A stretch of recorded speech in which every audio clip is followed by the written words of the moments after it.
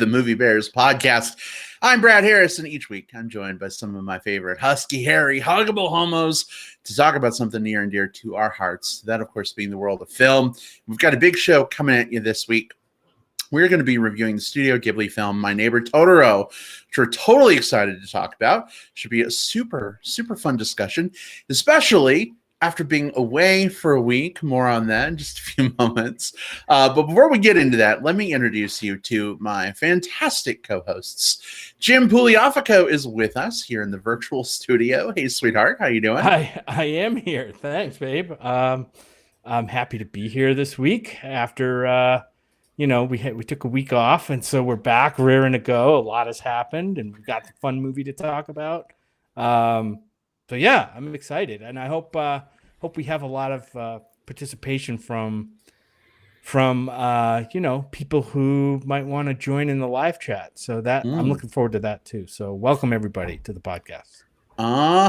Speaking of which, Bruce is with us in the live chat. He says, good evening. Hey there, mister. Good to see you. Thanks, welcome. Bruce. Glad to have you with us. Welcome. And Will Lindis is here in the virtual studio, coming all the way from Austin, Texas. How you doing, Will? Hey, Brad. Hey, Jim. I'm doing remarkable, actually. Almost seems like, I don't know, just a 4-year weight was lifted off of my shoulders this weekend. You know what? I think I aged 2 years into like 3, 4. How many days did it take to get results? 5? 4? Hey, something? All I know is that technically if we ended the podcast right now, I could claim victory on the podcast, right? Is that the way it works? I think so. I won! Well, I want to know how it went with alcohol. We'll get into it, but I want to know how it went with your alcohol choice last week around podcast time. Because we did say you'd either be celebrating or commiserating. And I think it was champagne or whiskey or something like that. Yeah, so interestingly enough, it ended up being neither because Tuesday night was a mess, and I ended up going to bed earlier than I normally do once it became pretty well. In previous years, you'd stay up late and like watch the results coming in, and sometime around 2 or 3 a.m., you're either just like super happy laying in bed, just like how it happened the way I wanted it to, or you're like, setting the whiskey bottle down and kind of stumbling to bed, just like, motherfuckers, I can't believe they did that. This year, it was so like the writing was on the wall early on Tuesday that like, this isn't going to happen tonight. Mm-hmm. Nothing's going to happen tonight. I just decided to save myself the worry. I set the champagne bottle aside. I put the whiskey away. I went to bed early. That champagne bottle sat on my counter unpopped until Saturday morning. Oh, boy. Wow. Well, we ended up renting a cabin with a couple guys that are part of our quarantine bubble. And we hunkered down for election weekend up in Pine Top, Arizona. And we had 3 bottles of wine and a giant bottle of vodka and some sugar-free juice. And we went through quite a bit of that stuff, sweating it through the election. But the days all blended together. It was right.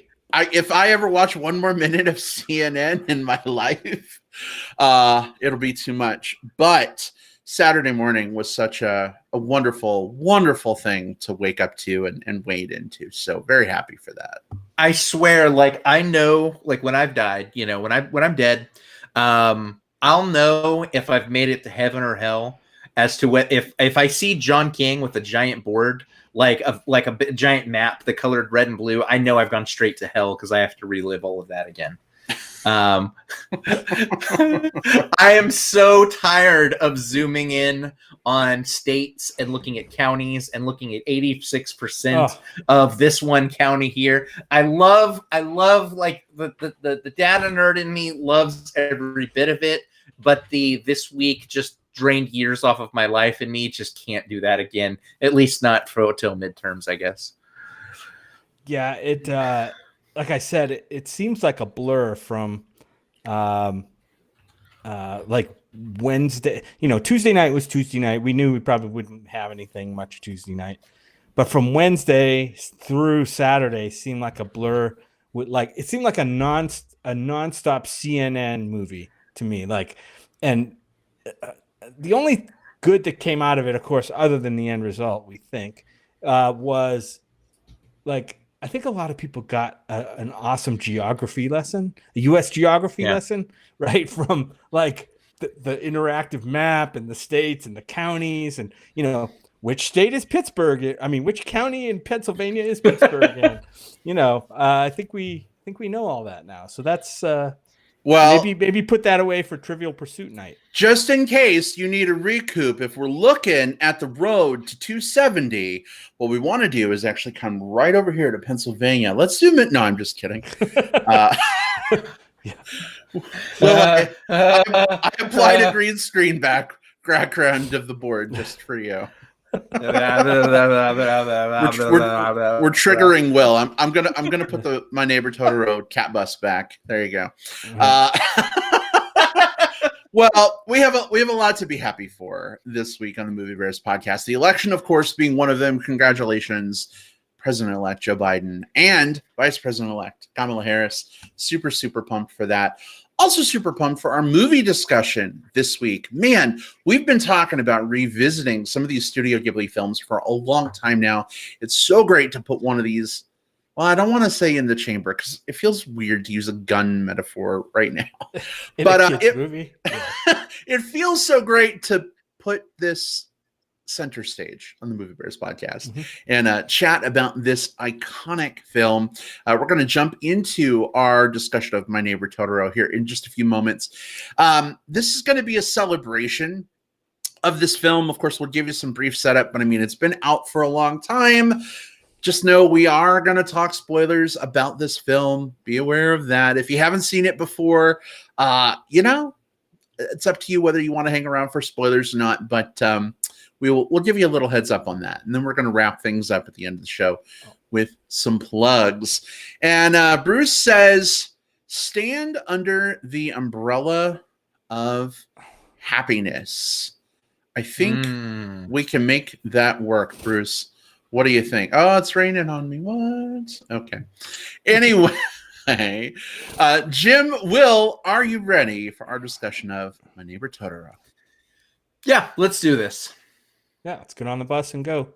All right. Well, then, all of that said, here we go. Our discussion of My Neighbor Totoro.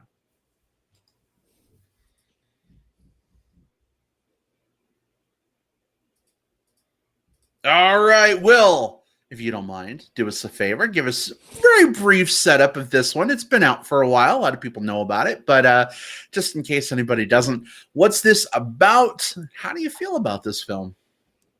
Yeah, so this is a celebration of My Neighbor Totoro, the 1988 Studio Ghibli film by beloved writer-director Hayao Miyazaki.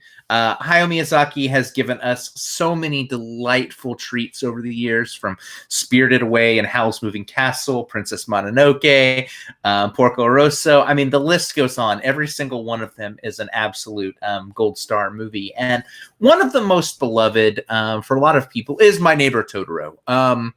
It tells the story of these two young girls who move to the country because their mother is sick, sort of like ill-defined, like, you know, I don't know exactly what's going on, but mother is sick. Father is commuting in to work at the university. And there they have these wonderful adventures with all of the different forest spirits who live nearby, most specifically the Totoro, who is both in the name and all over the art. This is an absolutely delightful movie. Part of the reason we picked this one, honestly, for this episode was, I think, as we talked about in our intro, everyone's nerves were just really fried this last week. It's really hard to sort of like cope when like the news cycle is on like 24/7 and just sort of hammering away at you, and you're trying to figure out who's doing what when, and you know, if this state goes that way, all of that. And My Neighbor Totoro is this very gentle, graceful movie that always makes you feel like you're at home again. and it becomes the perfect salve for just about anything that might ail you. What do I love about this movie? This is a beautifully animated film.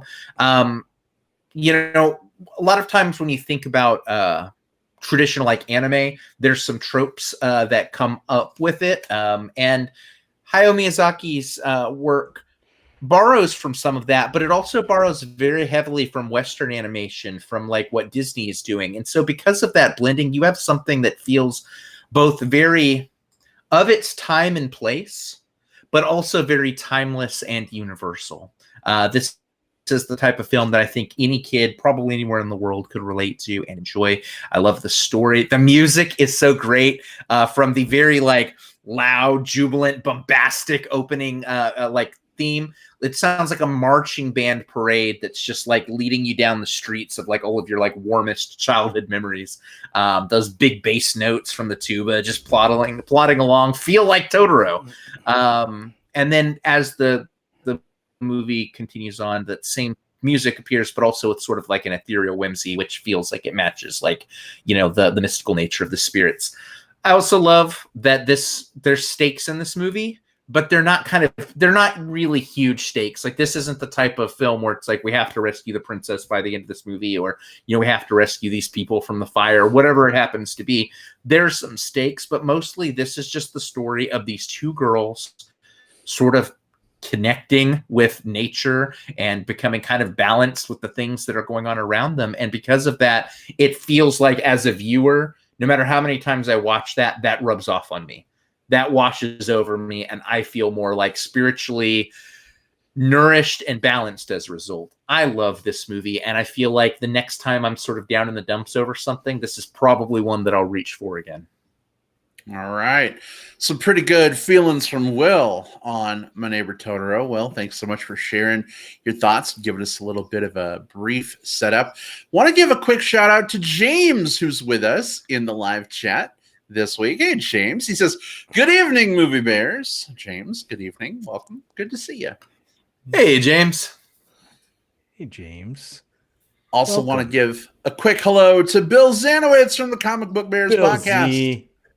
He says, hey, have a good show. He says, have a good show, fellas. Thank you, Bill. Always good to see you too. And I tell you what, definitely looking forward to tuning into the next episode of the Comic Book Bears podcast. So many great episodes from you guys too. Always a pleasure to have you drop in on us and us drop in on you. It's like a big orgy of podcasting fun. Like a house from a tornado. Drop right in on you. Hopefully without killing anybody, but yes, something like that. Anyway, Jim, I know that you came to this film maybe a little later in life than Will did, possibly? Question mark. Did. Can you tell us a little bit about your experience with this film, and did you like it? What do you think? Yeah, so this was actually my second time watching the movie all the way through. My first time was, I think, only a few years ago, maybe, when I first watched it through. And the second time was just this past weekend. And I actually liked it a lot more the second. I mean, I liked it the first time, but I really loved it a lot more the second time. I think, as Will said, this is not a plotted movie. There's really no real plot to this movie, like beginning to end. This is, and the other thing that I love about it, and I like that, and it's also a little bit undertold, right? This movie has a lot of things going on in it that just are not really fully explained. It's just kind of like experiencing it as a child. You don't really know everything that's going on around you, right? You experience things on a very visceral level and a very like simplistic, childlike level. That's what this movie conveys, I think, so beautifully. And I think that's the strength of this movie. If you come in looking for something like, you know, a plot where there's, you know, antagonist, protagonist, I think you're not going to find that here, but still wonderful. The other thing I talked about is that it's, you know, the undertelling. I mean, this, and we're going to talk about some of these points later. And a lot of people have come up with like their own interpretations of why certain things aren't described, and they range from, oh well, it's just it's just children, like I described, to like some very sinister things that could be going on. So this movie could have lots of levels if you think about it, and some people might say you're overthinking it. It is what it is, and just take it for that. And I think the studio even came out at one point and said that, which is and that's fine, but it it lends itself to discussion, and I think that's great. I think this is a great movie for little children to kind of get into, and I think they would love like some of the more fantastical nature of the things that are going on in this movie, from all creature. Let's just say creatures. Did we say we're going to talk spoilers from the beginning, or are we waiting? Yeah. Well, we could talk about the creatures, one of which is right behind Brad right there. So yeah, I mean, I love this movie a lot more the second time. That was due to both kind of having my expectations calibrated from the get-go, and also the elation of what had happened in the day prior to watching it, or that very day, actually. I think we watched it Saturday night. I'm not sure. Or Sunday. But yeah, My Neighbor Totoro is, it's great. And I want to talk about some other things about this movie, but I'm done talking for now. I'm going to let Brad weigh in on his initial thoughts. All right. Well, glad to hear that you liked it more the second time through. Yeah, definitely being able to watch this film in a cabin while it was snowing outside was kind of a cool thing. Definitely loved that quite a bit. Real quick, though, before I give my thoughts, Simon is with us. Hey, cutie Simon, welcome. He says, in Will's list of awesome Ghiblis, he's forgotten Ponyo, which is adorable and has a delightful end tune. Will, I got to give you a quick opportunity. Was that a deliberate slight? Oh, no. Like I said when I was mentioning his films, every single one of his movies is a gold star 5 out of 5 movie. The only reason I didn't mention Ponyo is because I could just sit here and read his entire filmography and say that his best film is The Wind Rises. Seriously, Yeah. The Wind Rises is an amazing 5-star movie. We have a Blu-ray box set of Miyazaki films here at the house. And Scott and I will go through, and so it has every single one of the features from Lupin the Third through The Wind Rises, and we work our way through it and we revisit, and it's nice to watch them. There was a while when these films were sort of lost in like, where can I stream them, or can I can't, and it was really nice that we had those discs in physical media. We could just pop them in whenever we wanted. So yeah, Ponyo is amazing. I agree. And speaking of the streaming conundrum for these films, a lot of them are now available on HBO Max, by the way, finally available for streaming. That happened back in April, I think. I'd already bought like the Studio Ghibli collection, so we've got it, babe, if you want to watch Ponyo or any of the others I that haven't you maybe seen haven't Ponyo. seen. Tell me there we go. Watch it. Yeah. Well, we need to get right on that. Maybe this weekend we can. I'd say pop that one in, but it's streaming through iTunes, so you don't really pop anything in. But maybe we could watch that. But my eyeballs. There you go. My Neighbor Totoro, man, I saw this film back when I was in college. The first time, yes, I went back to college again later on. The experiences sort of merged for me, but I watched it with some friends who were huge Japanese animation fans, and they're like, you've got to watch My Neighbor Totoro. And I'm like, I don't know anything about anime. I grew up on a farm. Like, I've never even heard of Miyazaki. Like, what is this all about? Huh?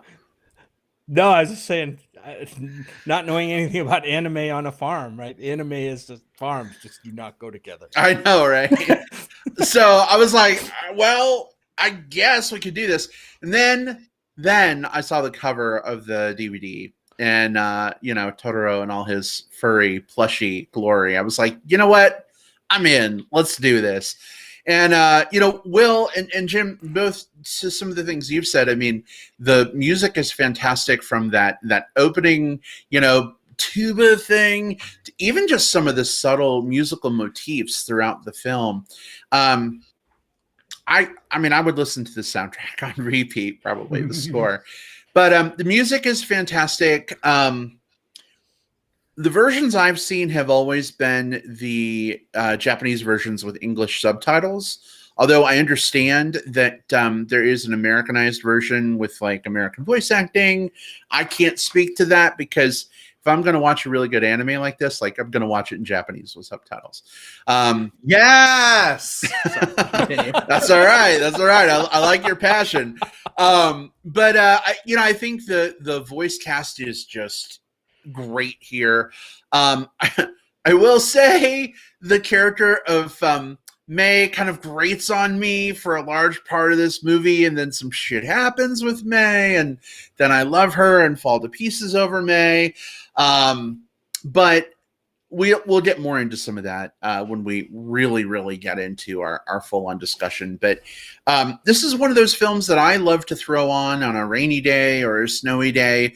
Again, if I'm feeling in the dumps, maybe I'm sick, maybe the world is going crazy, this is just such a perfect film to put on.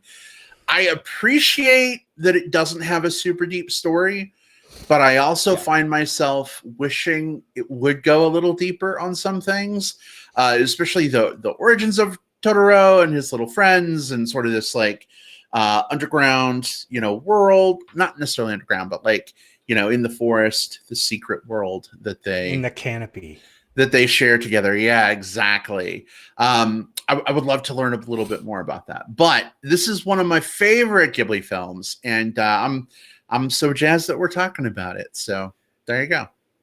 Brad, you mentioned the voice thing on this one, and I may be getting the years on this a little wrong because I'm kind of shooting from the hip off of memory. But apparently, it had an English dub, like on release, but the rights to that expired, and so they redubbed it in like 2004 or something like that. Mm-hmm. And so a lot of people, their first version of it was hearing that version, which featured Dakota Fanning and Elle Fanning as the two leads in this, which is really interesting. That that's a way to go in this. And you're absolutely right. Like obviously, like I'm always like a subs over dubs guy for anime. Give me the subtitles for anything. The one place I'll sometimes make an exception is with the Studio Ghibli films, to be honest, because they do tend to get really high quality English voice acting when they do with for the voiceover dubs. But yeah, if you can, watch it with the subtitles. Yeah, that's a good point, Will. I was just I knew that the Fanning sisters played the two sisters' voice, for the English dubbed voices. But Brad, you're gonna love this, right? You'll never guess who plays the dad's voice. You're getting older, remember? Oh no way, it's Tim Daly. That's awesome. Tim Daly. Yep. Now I want to go back and watch the dubbed version. I know. Now I am definitely going to go back and watch the dubbed version. Also, Leia Salonga plays the mom. Oh wow, that's amazing! All right, and Frank Welker as Totoro. Interesting. Megatron as Totoro. I wouldn't have put that together myself, but hey, why not? He's got that deep, like, oh, that's true. That's true. Deep voice thing going on. So yeah, I definitely want to go back. I'm with you. I'm always really subs over dubs.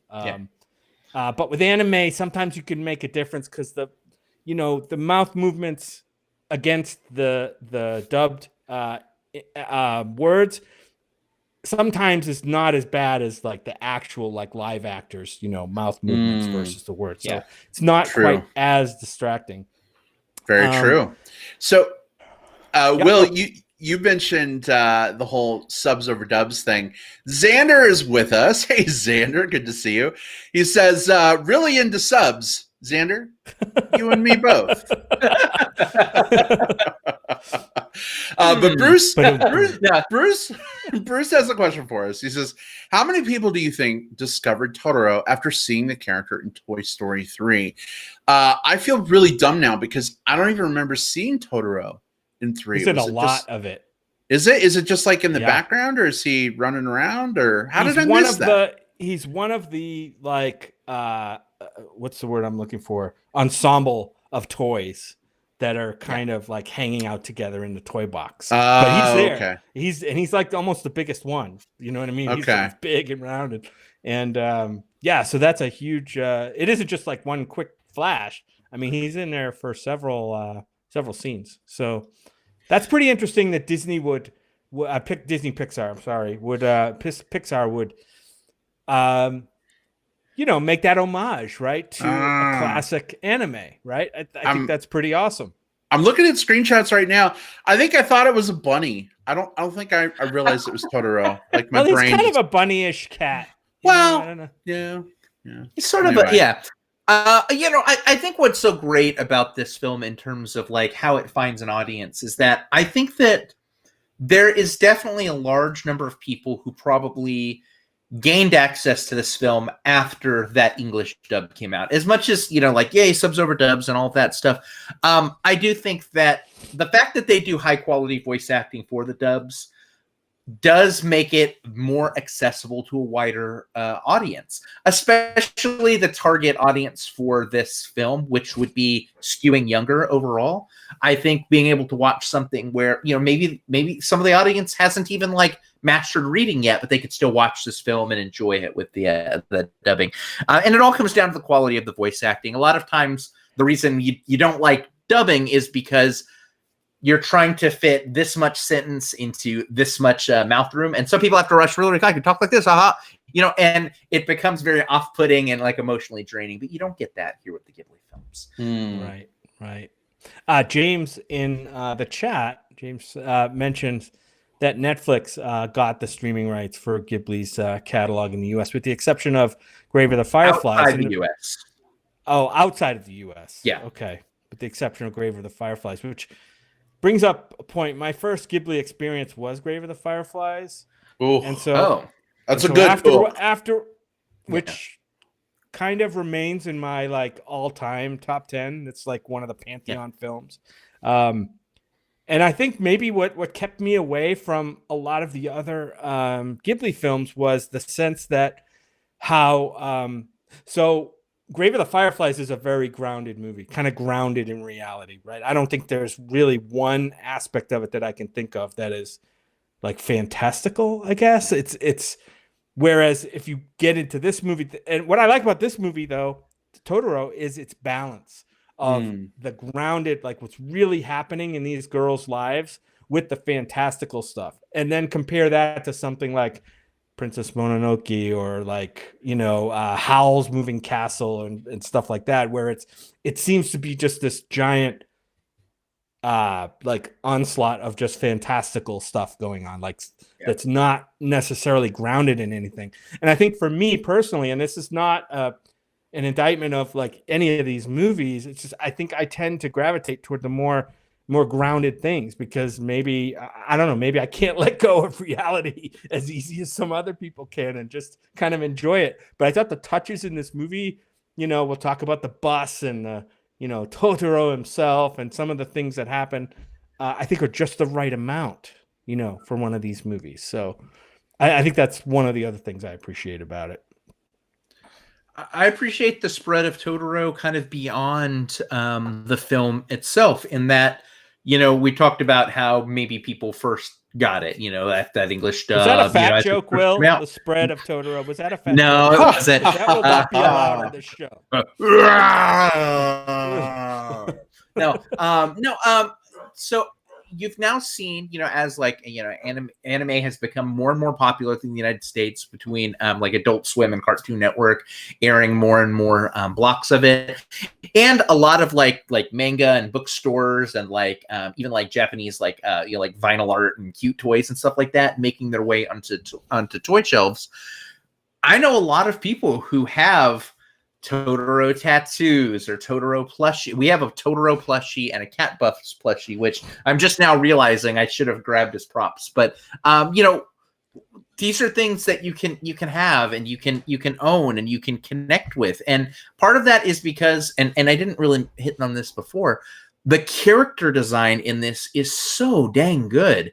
Like, you have these lush, beautiful backgrounds, but these very simply designed, but with these wonderful silhouettes from Totoro to Cat Bus to the smaller Totoros, even the human characters. Like, there's not a lot of line work on them, but the line work that is there is all extremely purposeful. You can tell at a glance who's doing what and why they're doing it, and that's the hallmark of good animation.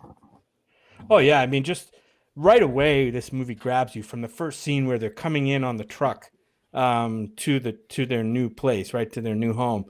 You can see the lush hand-drawn animation and the care that was put into. Like, you have the foreground stuff, you have the objective stuff, which is, you know, that where that kind of the action is, and then you have the background, then you have the clouds in the sky. A lot of great animation on the cloud work in this movie. If you just pay attention to that, it's fantastic.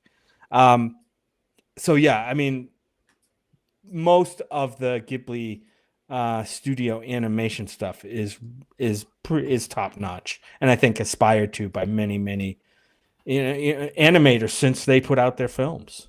You know, it's interesting that you kind of mentioned this, because one of my favorite things, and this transcends Totoro. I mean, this happens in so many of these films, even Grave of the Fireflies, is these establishing shots with incredible sound that sort of sets the stage, right?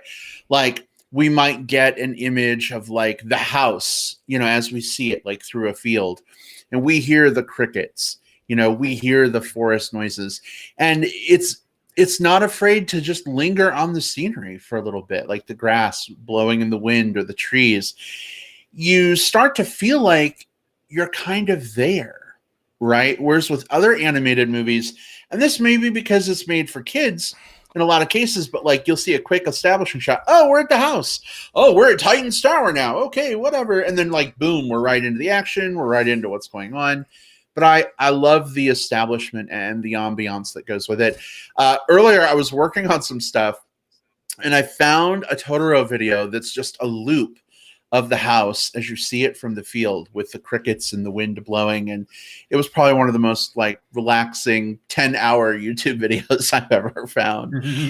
So I had that on, and I was really enjoying that for a while. But I don't know. I think that has a lot to do with, you know, why I get so grounded in these films, even when they are like on the more fantastical side. And of course, you know, I would say Totoro is kind of like in the middle of the Miyazaki spectrum of like realism to like crazy supernatural stuff.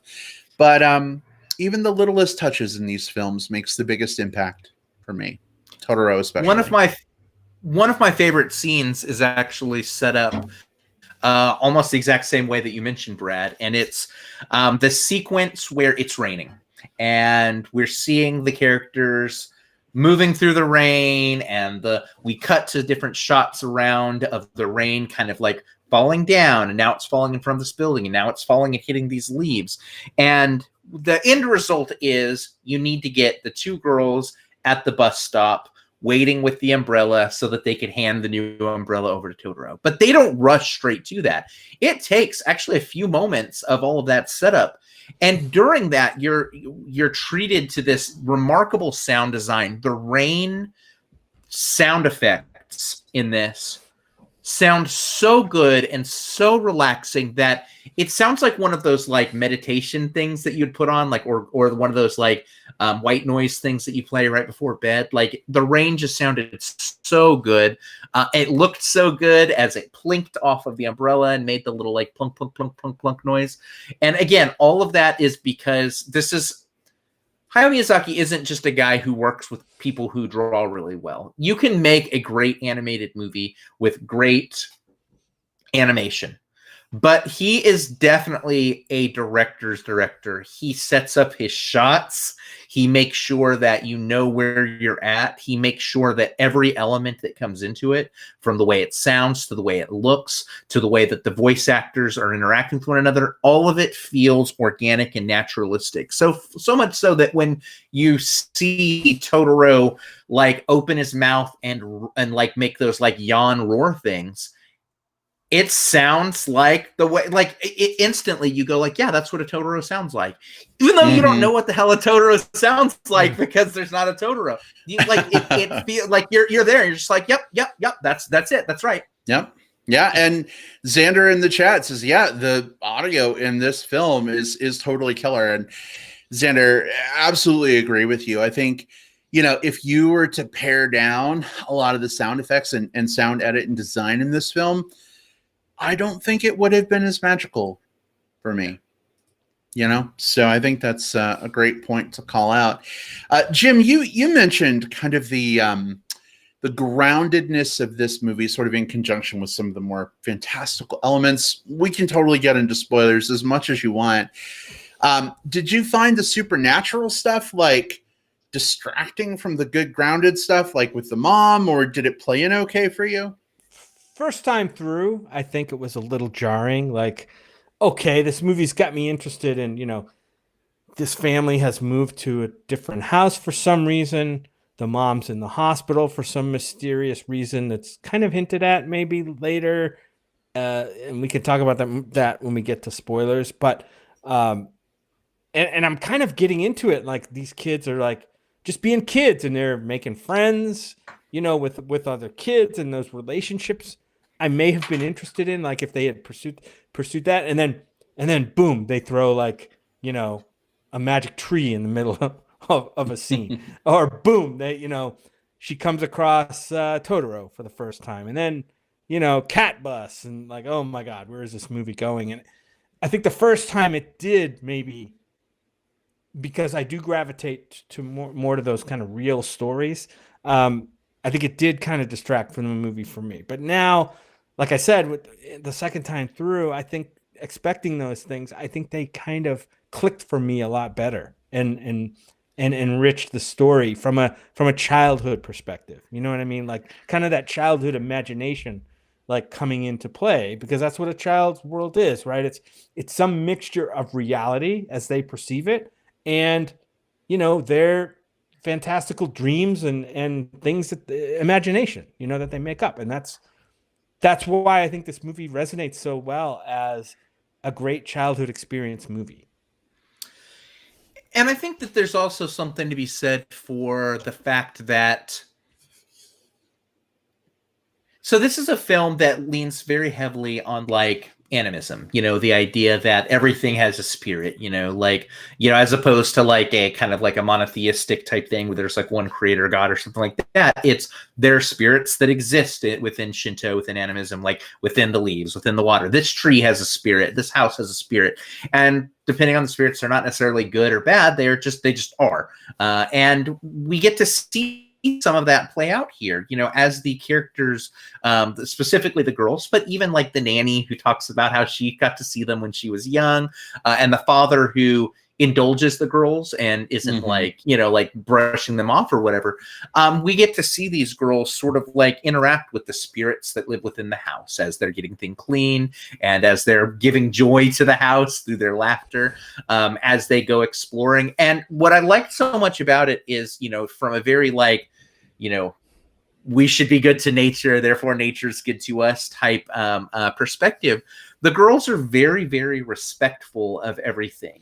Their first instinct is to want to befriend or to play with or to help nurture, with like the acorns and stuff like that. When they see the Totoros doing the little dance, helping the tree grow, their first instinct is to go out there and to help and to be part of that. And I think that there's definitely something to be said for the idea of, look, we're all connected. We all live on this big rock, and, we need to like take care of it. And that way it'll take care of us. Like, this movie gives sort of an environmental message without it being like an air quotes, like environmental message movie. Like, it doesn't beat you over the head with it. Nothing in this movie does, but it very gently reminds you like, hey, we should play nice with their surroundings. Oh, right. Totally agree. And I mean, just the environmental message that if we used cats for buses instead of diesel guzzling vehicles, we'd be fine is right. Great. I mean, cats do poop, but other than that, I mean, they're not going to like really pollute the air, but Will, I think there is something to that. There is something in Japanese culture. Is it called Shinto? or something. Shinto. Shintai or Shinto, where Shinto. where nature, things in nature have spirits, right? And they do interact with humans. And I think, and I'm probably totally fucking up that description of what Shinto really is, but it's kind of a thought or an idea prevalent in Japanese culture that humanity and nature need to coexist together. And that is definitely woven into this movie really strongly. Yeah. And I love, Jim, just to your point, how this movie kind of demonstrates that. One of my favorite examples is the bus stop, right? Like the kids are waiting at the bus stop for their dad to get back. And while they're waiting at the bus stop, guess what? Totoro shows up to wait for his bus. It reminds me a lot, and I know, there's a lot of baggage right now with J.K. Rowling, but it reminds me a lot of Harry Potter. The idea of like the wizard world being there kind of in secret and doing its own thing, and like all these people using King's Cross Station to travel on trains to work or, another country or whatever, but like witches and wizards also like being there in secret, sending their kids. That's kind of what the bus stop reminds me a lot of. And, when the girls go into the house, the dust bunnies at the beginning. Yep. I don't know. It's neat to take, things that, aren't fantastical in our world, a bus stop or just a clump of dust and hair in a corner, and like turn them into this really neat, supernatural, whimsical thing. Like, I don't really take the bus anymore, but like next time I take a bus, like I'm going to look for a big fuzzy dude over my shoulder with an umbrella that I can hug onto. To be fair, Brad, that's I feel like that's you at most bus stops.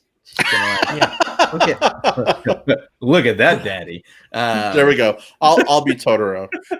There we go. Yeah. Bus stop, Daddy. Yeah, I mean the dust bunnies, right? Kind of from the outset of the film they're kind of prevalent throughout the whole movie. But this is a perfect example of me talking earlier about how the movie is undertold. Like they're really never explained as to like what they are or kind of really what purpose they serve. And so, I was reading about this a little bit, and like people have put in all kinds of sinister meanings behind some of the things in this movie. And I'm like, I don't see it. I can agree that some things are not explained, and I think that's cool. Not everything has to be explained to me in a movie. They just kind of go together into the soup, and they make it taste good. They make it feel good, in the end. But people will probably ask themselves, what the fuck is up with those dust bunnies? They keep appearing and then they disappear. Are they doing anything? They have eyes, then they don't have eyes. So I think the problem is not the problem with this movie, but just sort of the problem with sort of where we've shifted as like a movie viewing culture. And this is probably why you see think pieces like that, or people like kind of going deep into like kind of like the conspiracy theory writings. We've gotten to the point where we've sort of like, we lean very heavily on the concept of lore and the importance of lore within our storytelling, to the point where sometimes it overtakes the story itself. A good example is like when we watched Solo, and that entire movie was about like, how did he get his blaster? How did he get his name? It was so focused on doing all of like the how did he get to all of that it forgot to tell the story. And this movie is like, well, look, the spirits exist. At least, and only the kids can see them. Let's see what fun they have. And that's all you really need to have this story. Like, I don't need to know, like, what happened to the house beforehand. I don't need to see, like, the further adventures of Catbus. I don't need to know that, like, Totoro actually got his name because he met another guy named Oro, and he really liked tots, so now he's Totoro. Like, I don't need to know the backstory. I just need to know that these girls had a wonderful, life-changing encounter while they were going through a tough time dealing with what was going on with their mother, through the connections with the spirits outside their house. Mm-hmm. Yeah, and like, and things like about the mother, right, being in the hospital. It's kind of a weird thing to put in. I mean, if this was Disney, they would have killed the mother right at the beginning of the movie. But you know what I mean? Like, so that you have this mother who's separated from the family at a hospital with some illness. She's coming home, then the date gets moved out, then she's still in the hospital, so it's not, really clear. That's just fascinating to me. That's fascinating storytelling because it's not plot driven like we see, Star Wars or whatever, something like that. And to me, that just makes it more mystical, a little bit magical. And yeah, does it bring up a lot of questions? And can those questions distract you a little bit? Sure. Do those questions open the door for theories that are totally unrelated to the movie? Sure. But I think it just adds to the richness of the experience of a movie like this. And I think that's so important because like a lot of people grouse about shows like Lost, right? These mystery box shows that just unpack mystery after mystery. And some things are explained, some things are not explained. We're left kind of hanging in the loop, right?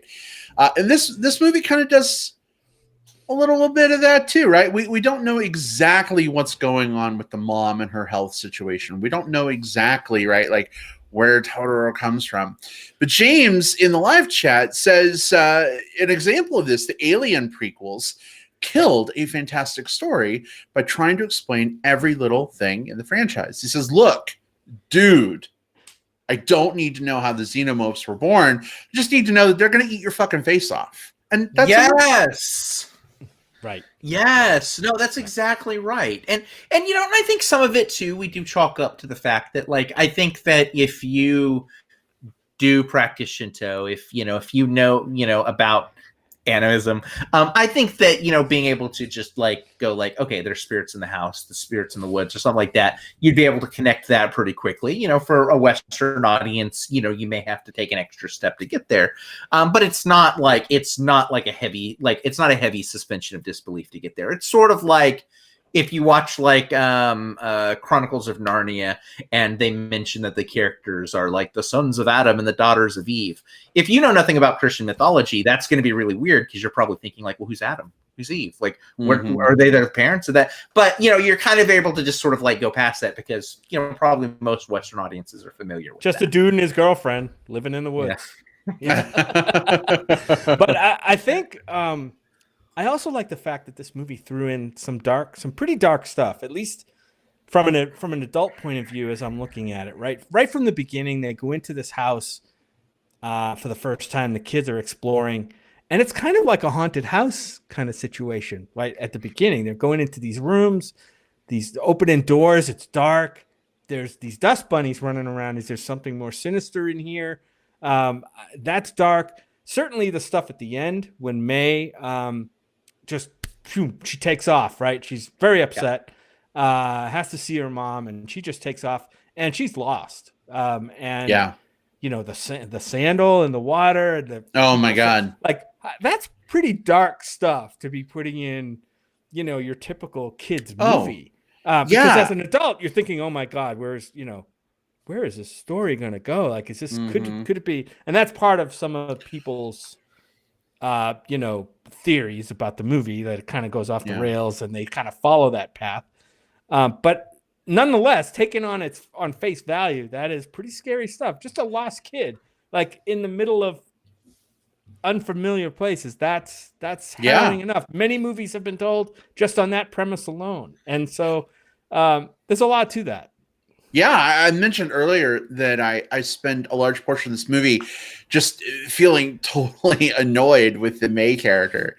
But then she runs off and, Granny and the folks like find the slipper in the water. And that's like my Grave of the Fireflies moment. Like, I start having a severe emotional reaction because I'm like, I hated this stupid little girl running around causing all this trouble, and now she's probably fucking dead and drowned in this pond, and they're gonna have to find her body, and it kind of destroys me a little bit. And Xander, I didn't realize this was a theory, but Xander says there's actually a theory that the little girl May died. Both of them in Totoro, possibly both. What do you guys think about that? I mean, did they actually go on to see their mom in the hospital and leave the corn for her, or was that a death dream? There's a few different ways that people have looked at this. One, of course, like that the sandal is in the pond, so she drowned. And then there's also there was like an urban legend about these two sisters from the Sayama Hills, the same town that the movie is set in. Yeah, Wow. and so a lot of people were like, "Oh, I'm going to connect the two and two in here." Studio Ghibli did come out and say, "Hey, there's no truth to that. Totoro is not the god of death. May isn't dead." So because these are part of the theory. So now, at the same time, at a certain point, a work belongs not just to the creators in the studio, but also to the viewing audience. And we can interpret things through a lot of different lenses and stuff like that. So if someone has that interpretation, fair game, fair play. But for me, I don't see that. I see a close call. That's what I see. The terrifying thing is the close call, because everyone is convinced that it's her when they see the sandal. It's not, and everyone has that in the movie, has that collective like, whew.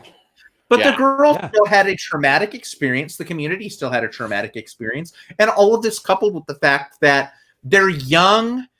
I mean, even the older sister, we kind of think of her as like the older, wiser sister. She's still a little kid too. And they're dealing with the fact that their mom has not been home for several days, and maybe she'll be home soon. Now they've gotten some bad news. So, there's a lot of trauma that already exists in this movie. So I don't need to believe that these girls are dead. I just need to believe that they went through a thing, but they came out the other side of it with a smile. Yeah. And thank goodness. Go ahead, Brad. Thank goodness for that cat bus. That's all I'm going to say. Right.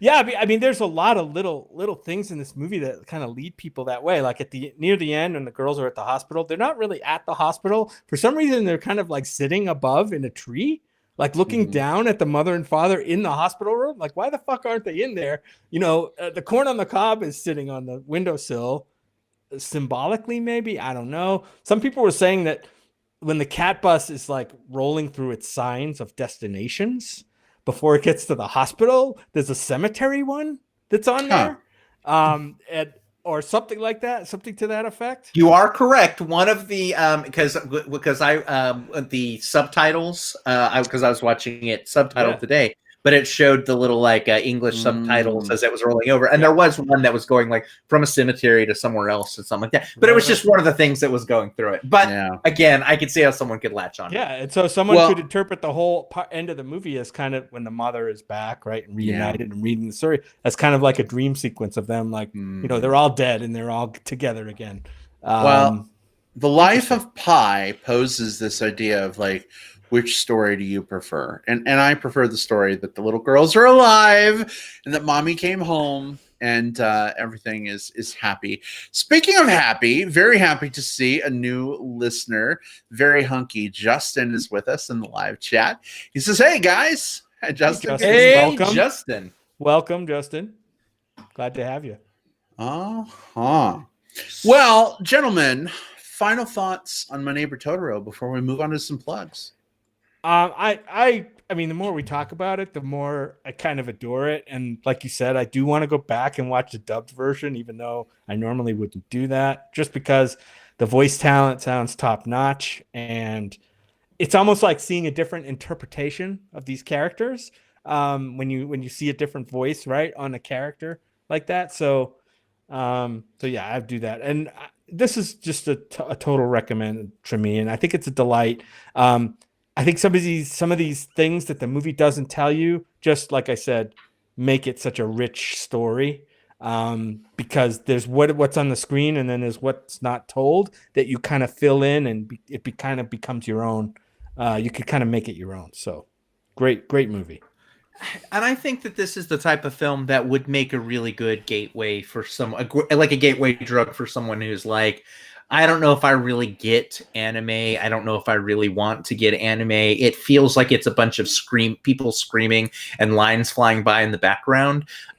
This is not that. This is way closer to, honestly, a Disney production, especially kind of like, like classic era Disney. By I guess classic era, I mean sort of like that Little Mermaid through like Hunchback stretch, like that because it's the Silver era, that stretch of films. It feels like a lot of Miyazaki's films feel like they fit their, maybe not necessarily in terms of narrative structure, but definitely just in terms of how they make you feel as you're watching them. So this is a really good gateway drug. Learn more about Miyazaki and then branch off and see if there's something else you like. It is a wonderful world of animation out there. And because there's so much of it and so much of it has filtered, to the States, you get a flood of bad stuff too, and that's where like the the sour taste in some people's mouths are. But there's a lot of just absolutely wonderful gems in there too that I think you should seek out. Go ahead, Jim. Oh no, you go. I wanted one more comeback if I could after you're done. No, go ahead, because I may change the topic. So. Oh, okay. I just want to say when these were released in 1988, when this was released, it was released with Grave of the Fireflies as a double bill in theaters. Can you imagine seeing these two movies back to back? But then the more I think about it, the more I think they have a lot of common things in things in common. Like you have the sibling relationship, the close sibling relationship. You have the separation from parents. I just think there's a lot in there, and so I just thought that was pretty interesting because somebody had mentioned Grave of the Fireflies earlier, but they were released together. Well, I hope that Totoro played second, because leaving the theater after Grave would be hard.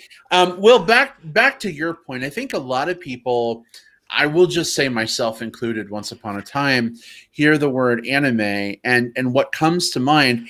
And I've developed an appreciation for Sailor Moon later in life. Let me just say that. But a lot of people think it's that like screaming, like giant blast of color, like, ADD attention span, constantly like, ah! Like uncomfortable 12-year-old girls flashing their boobs and, things that are like really weird. So I think it puts a lot of people off of anime as a genre. But I think films like My Neighbor Totoro, Spirited Away, Princess Mononoke, The Tale of Princess Kaguya, like there's so many great films, Studio Ghibli, Miyazaki, and beyond, that exhibit the real magic, I think, of anime that are not that. Robots. So if you, like me, once upon a time, are like, no, I'm not going to do that. Just do yourself a favor. If you got HBO Max, just look up some of these Studio Ghibli films. All of them, in my opinion, are winners. That can be kind of your dipping the toes into the world of safe anime. Agreed. 100%. So James has a question. He says, your wall paint color, I think this is for you, Will, is magical. What is it and where did you get it? Tell us a little bit, Will. Absolutely. Well, the purple was on the wall when I moved into this house because this was the nursery for, I guess, some twins, like twin infants. And I liked it so much. This purple on the wall made me feel very serene since this is my office and I have to spend all day working here. I worked from home before, even before the pandemic. So I needed a place that centered me. And these two posters back here are from 2018 and 2019 Fantastic Fest. They did these gorgeous posters. One for this one is Korean themed because that was the theme in 2018, and then 2019 was like Mexican cinema. And so I realized there was a lot of gorgeous purples in there as well, and that it looked really good on my walls. So yeah, I got them from the film festivals, and I love that I can support movies while also supporting, I guess, my soul. And I just noticed you both have purple backgrounds today. Oh yeah, we do. Yeah, that's true. That's true. Yeah. I mean, mine is cool. Technically a green background with a purple image projected onto it, but cool. Well, this has been a super fun discussion. We're going to go ahead and switch gears a little bit away from our neighbor Totoro discussion and talk a little bit about some plugs, some things we want to put on your radar that may be super fun for you to enjoy. And let's start with Jim. Jim, what have you got for plugs this week? Well, it's another documentary. No surprise there. Will, you know that when we've been able to go to Austin and go to South by Southwest or Fantastic Fest with you, and you so graciously let us stay at your house. Besides the pleasure of being able to stay with you and Scott and the pups, one of the things, and the movie and the festival, one of the things we look forward to a lot is going to a little donut shop that's near your house. And Yes. Wow, near the old house. Near the old house. Near your old house, right? That's true. Oh man. Anyway, and getting kolaches and donuts as we head into the festival, we eat them, and it's such an amazing thing. So I've always wondered, like, and the people who work in there are so nice to us when we go in there. They remember our names. It's not like your, Starbucks or Dunkin' Donuts or Krispy Kreme mega chain. It feels like a family-run place. And guess what? There's a movie out right now called The Donut King. It's a documentary that I think is on. I think you can rent on Amazon Prime, and I rented it over the weekend, and we kind of watched it in a couple of different segments because we were watching election stuff too. This documentary tells the story of how some of these mom and pop donut places that are all over the place, started in California and have proliferated everywhere, came into being, and it kind of all stems back to one man. His name is Ted Ngoy. He's a Cambodian refugee and immigrant to the U.S. who started a donut started working at Winchell's Donut Shop, and then created his own donut shop, and it just proliferated and he became kind of a sponsor for other Cambodian refugees who were coming into the U.S. It's really a rags to riches story with a twist, which I will not give away. But this documentary does have an interesting twist. It's directed by a woman, Alice Gu. Jim. So yes, you said it has a twist. A twist. Is it a French twist? A French twist. Yes. Would you like that chocolate covered or just plain? Fucking chocolate covered, please. Yeah. You know the one thing that would have made that better, Jim? This is sort of like one of the spoils of the year, unfortunately. This one was slated for South by Southwest for the documentary competition category. So you could have watched, like, it had the pandemic not happened. There's a possibility you would have watched this after having picked up some kolaches that morning. That would have been amazing. But yeah, this is an interesting documentary. I would recommend it. It's called The Donut King. Look for it. I think it's on, like I said, I think it's on Amazon Prime, if I'm not mistaken. It covers everything from the state of donut shops today to the story about how these people were forced out of Cambodia right after the war. So check it out, The Donut King. Jim, pertinent question for you. Heaviest question you'll answer all week. Get ready. Who would win, the Donut King or the Tiger King? Oh, man. Well, the Tiger King's in jail, and the Donut King, I'm not going to give away. But I will say the Donut King would probably win. He's older. He's older at this point and a little more wise than a lot more wise than the Tiger King. Oh, goodness. Damn you, Carol Baskin-Robbins. Oh, nice. I love it. All right. Will, what have you got for plugs this week? All right, so I'm sticking on theme with animation. I recently got a chance to watch Wolfwalkers, which is an animated movie that is coming out on December 11th. So it's a few weeks out still. It's going to be doing a light theatrical between now and then, but December 11th is when it hits like Apple TV Plus and different platforms like that. It is a remarkable, just beautiful animated film by the same people that did they did Song of the Sea and The Secret of Kellis over the last few years, which are also remarkable animated films.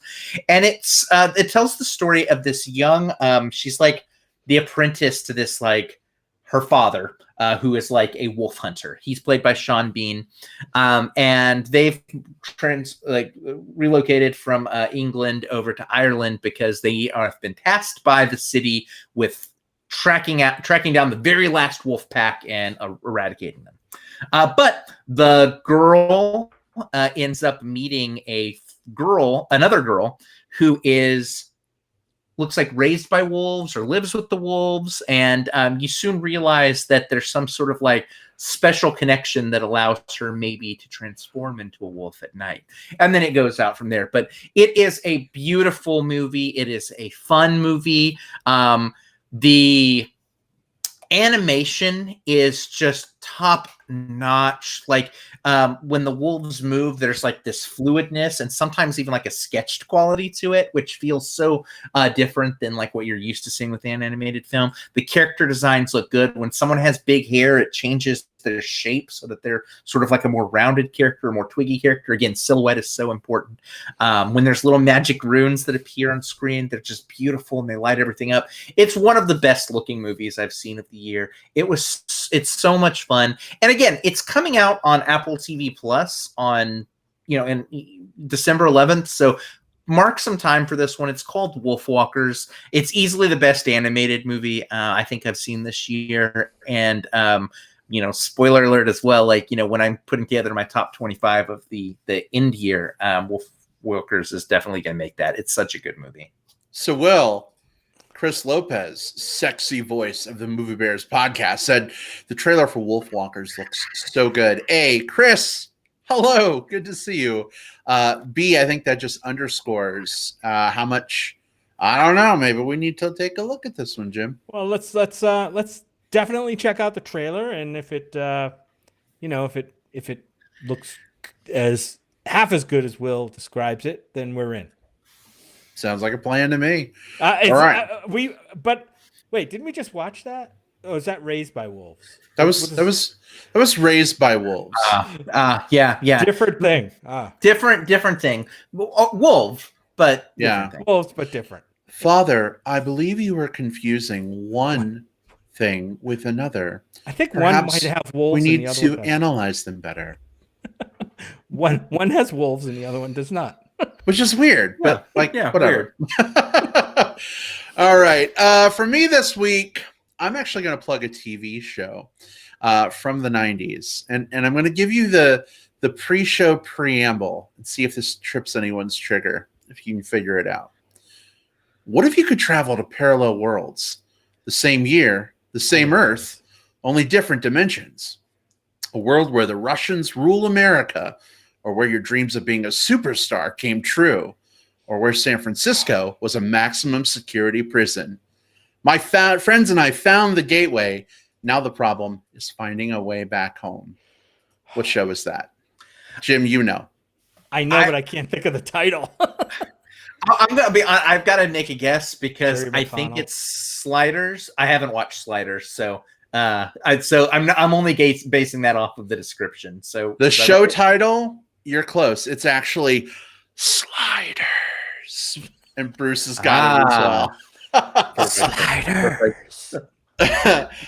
Sliders. Sliders came out all the way back in 1995, and the basic premise, as per the preamble, Jerry O'Connell is this teen genius who makes a machine that can let you travel through a portal to parallel dimensions. Only shit gets fucked up, the machine goes crazy, and they start sliding from parallel world to world without a way to get back to their home dimension. Wait, people time travel and something goes wrong? Is that what happens? Well, technically, it's not time travel. That's a twist. They're traveling between parallel dimensions. Ah, okay. Now there are dimensions that should be where much time. safer. There are dimensions where time runs slower, but that's not the same thing as time travel. Okay. Anyway, this was a weekly adventure series that was really cool for exploring ideas. Again, kind of like in the preamble, but like, what if England ruled America, right? What if the Revolutionary War, never happened? What if the South won the Civil War? What if James Brown was president of the United States? Really cool show. John Rhys-Davies from the Lord of the Rings films. That was a big acting job for him back in the 90s that I loved him on. I'm convinced that my proclivity for bearded, chubby dudes probably started with him a little bit, right there with Commander Riker from Star Trek Next Generation. These are the formative Brad years, you see. But the reason I'm bringing this up is Peacock launched a little while ago, NBC's streaming service, and the entirety of Sliders is available on Peacock. So I started at the beginning of the series. I'm only like 8 episodes in at this point. Poor Jim has had to sit through a couple of really bad Sliders episodes when he's like, put on whatever you want. And I'm like, okay, here we go. But the show gets way, way better in its second, third, and fourth seasons, babe. So, if you make it through the bad ones, there might be some good stuff to enjoy. Okay. But if anyone else loved Sliders like me, Justin, looks like you maybe did, find it on Peacock. What if I slid to an alternate universe and for lunch today I had soup instead of that salad? In which Those case, are the episodes Jim sat through. Yeah, it was something like that. Anyway, well, after taking a week off for the election, it feels so good to be back in the saddle. Just want to give a quick shout out and thank you to everybody who joined us in the live chat tonight. Xander, Bruce, Chris, James, Justin, Bill, Simon, some really great conversations happening. We didn't get to read all of the comments on air, but we love you all. Thank you for being with us. Those of you who listened to the magic of digital tape delay, you weren't part of the live show. We love you just as much. You can't see it, but I'm making a heart symbol on screen. Thank you so much for your longtime support of the show. Gentlemen, believe it or not, we're just a little over a month away from our 8-year anniversary. Wow. Yeah. 8 is great. Wow. It feels a figure 8. It feels like it's been feels like we just started yesterday. It also feels like 8 years in that I went through like the list maybe a couple weeks ago of just some episodes that we did somewhere around like the middle of year 1. And there are some movies where I'm just like, I don't even remember watching that, let alone talking about it for 90 minutes. Right. That happens to me in a single year. I mean, like, I can go through my list of movies this year and I'm like, wait, what was that movie about? I forgot. Oh, goodness. Well, 8 years has been a really great ride. And we're not looking to end things anytime soon. But I was doing a little math. Guys, we're 14 episodes away from the big 400. What? 400 episodes, which just blows my mind. So I don't think, unless we do a bunch of bonus stuff between now and then, I don't think our 8-year and 400 milestone episode will line up. But we're gonna have to find some cool stuff to do. Chris Lopez says 8 years. Wow, guys, congrats. Well, congratulations to you too, Chris. For those who don't know, Chris used to be a weekly voice on the Movie Bears podcast. Chris, no pressure, Yes. But if you ever want to come back for 1 or 2 episodes or rejoin us on the regular, we'd love to have you anytime. And thank you so much, Chris, for being part of our legacy. We're done patting ourselves on the back. That's really not what this was intended to be. It was more just like, whoa, are you kidding? 8 years? No, our 8-year episode is going to be extremely masturbatory. Wait, that's not the YouTube and Facebook show. That's the X2. No. Yeah, that's Movie Bears After Dark. Yeah. That's going to be a whole different episode, but I'm in for it. So anyway, thank you everyone for joining us. We'll figure out what the hell we're going to do for next week. But before we do, if anyone wants to chat between now and then, Jim, where can people find you online? I'm on Twitter at JJP, my initials, out west, all one word, JJP out west. And I'm also on Facebook under Jim Puliofico. All right. Excellent. Thank you. Will, how about for you? Hey, you can catch me on Twitter at Whatever Cove. If you're watching this live right now, you can actually see how that's spelled by looking right beneath my beard. You can also find me on Facebook. Just look for William Lindis. Also look for the one with the beard. Send me a message first so I know who you are. And finally, check out letterboxd.com. Search for William Lindis there. I log and rank every movie that I've watched since we've started the show. So give give me a follow there. I'd love to follow you back. All right. Excellent. And you can find me on Facebook. Just look for Brad Harris. I'm the big, chubby, bearded dude who probably has friends in common with you already. You can also find me on Letterboxd and Twitter at iBradPro, also on the screen right now. Also, I've been playing a hell of a lot of Orbis VR Reborn on Oculus. If anyone's got a headset and you want to party up for some fun MMO action, Xander and his wonderful husband Bud and Justin and his beau George have been playing with me lately, and it's been a whole lot of fun. We talk all kinds of stuff, including movies. So if you're on Orbis or Oculus, jump in, find us. Xander and Bud have a little fellowship called Bear Club for Men. You'll see us hanging around Fellowship Square. And feel free to tap us on the shoulder and let's play with our wands. Be a good time. All right, everybody. Well, we will see you all next time. Stay safe, stay sane, have a good week. See you next time. Bye, everybody. Bye.